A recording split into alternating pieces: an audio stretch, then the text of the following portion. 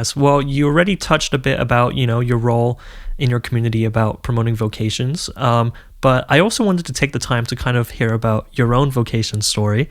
I know that every Catholic at some point is going to have to address their own vocation, especially for people like me, maybe even younger as well, where we haven't said our vows yet. So, and I definitely think that for people like me, it can be useful to hear the vocation stories of others so that we can, I don't know, kind of have a sense of how God has spoken to other people. And so I'd love to hear about your own vocation story and how you decided to, I guess, dedicate your life as a Dominican sister. Mm-hmm. Well, growing up in a large Catholic family, obviously I went to Catholic school my whole life. My parents were very formative in my faith. My father died when I was young. I was 11 years old when he passed. My mom, again, we were very dependent on the providence of God in our family. And so our first recourse for anything that happened was prayer. So, and the ethic in my family was the glass is half full. And you're always, the generosity that you give to your neighbors, that you're helping someone else, you contribute to the common good, all of those things. And so I understood what it meant to be called to give of yourself, okay?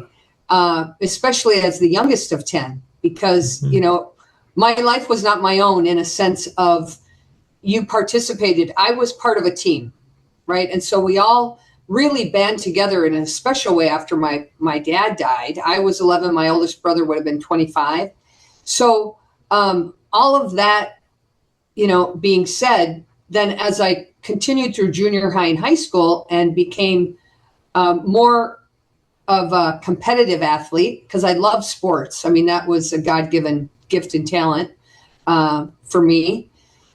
That sense of community and being with others and working toward a common goal, to go to state, to win state, whatever it was. Then as I went to college, I became an elementary education teacher. I got my coaching degree. And it wasn't until I was living in Duluth, Minnesota, when I met the Dominican sisters from Springfield. Now, I grew up taught by Franciscan sisters and Benedictine sisters, but, God calls when God calls. Yeah. And I can honestly say, though, when I was like in first grade, I did want to be a sister because there were a lot of sisters around, and the mystery of God was nurtured in us as children growing up in our family and in our community. And right across the street from our church and elementary school was the Sisters of the Poor Clares.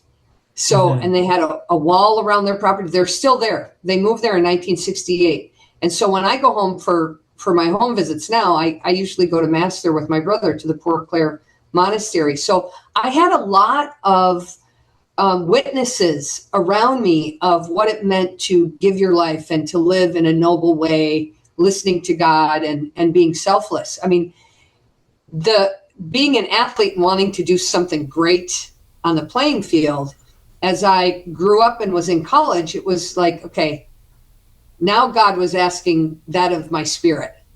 Okay, yes, you are going to do something great. And that desire that you have, Mary Jo, to be an Olympian or do something, on this grand stage, it's really for me. It's not for you.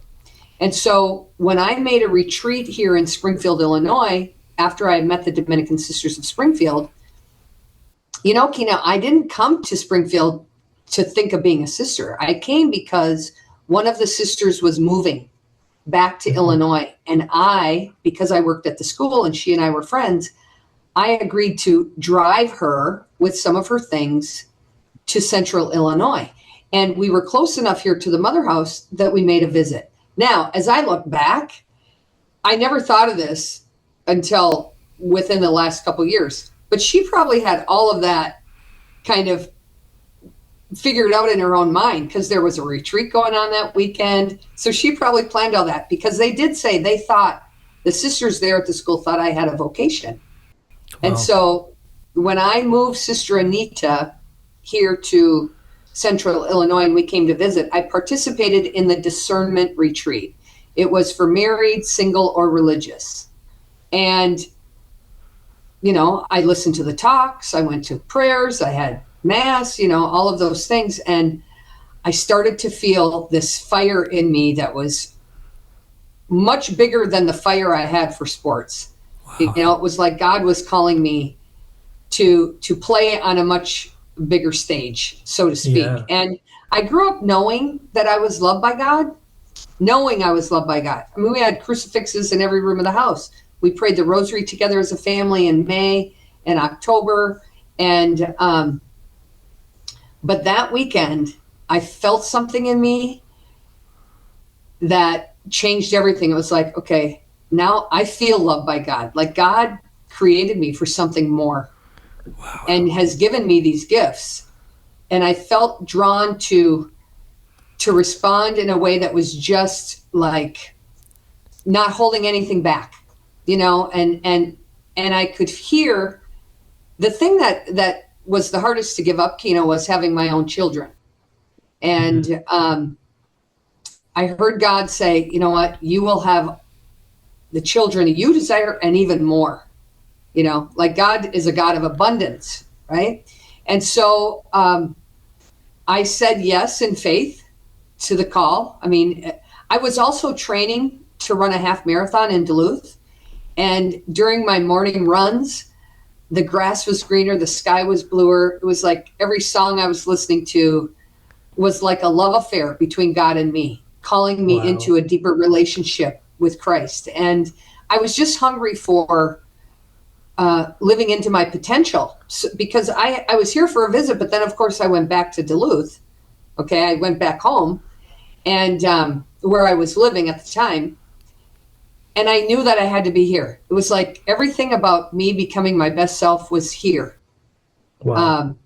And when I was a little kid, this is probably the thing that really got me. When I was a kid, in our family, we would drive by a church, we would always stop, and my dad and we would get out and go in and make a quote unquote visit, right? So you said a prayer to God, you visited the tabernacle, you didn't stay long, no more than 10 minutes, but you acknowledged the presence of God, and then you got in the car and you kept going all the time. If we were driving around on a Sunday or a weekend for something, going to see everyone, we buy a church, we stop, go in and make a visit. So now I'm 25 years old.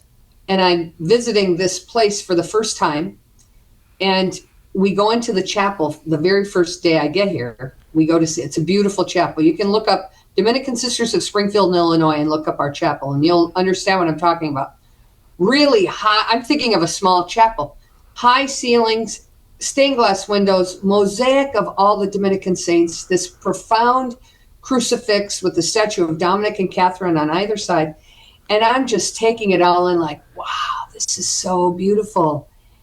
And I hear in my heart, it wasn't audible, but it was a knowing. It was my dad's presence. Now, my dad had died 14 years earlier, but I always felt my dad's presence throughout my life. But I felt in my heart, I heard, you are not here to make a visit. Wow. It was like, okay. And I was there 3 days, Kino. And when I left, I'm like, no, I grew up I learned how not to cry from my 9 brothers and sisters, because they, you know what I mean? It was like you were a tough skin and you were able to hold your own and all that kind of stuff as the youngest. And I was weepy, I'm crying, I'm feeling all these emotions. And I'm like, what is going on with me?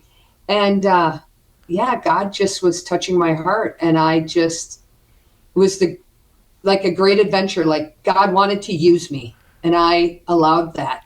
I said yes to it. And yeah, it's been the best adventure ever. I mean, that's not to say everything's perfect. Job even says, right? Or should we accept the good, but not trouble? I mean, I've had my share of trouble, but even that is learning. You know, all of it is the Paschal mystery, the life, death, and resurrection of Jesus Christ. So it's been a beautiful it's been a beautiful call and response for sure. Wow. Wow, that is so beautiful, Sister Mary Jo. That's incredible. I know that everyone has like a story to how they reach their vocation, but that is just beautiful. So thank you for sharing.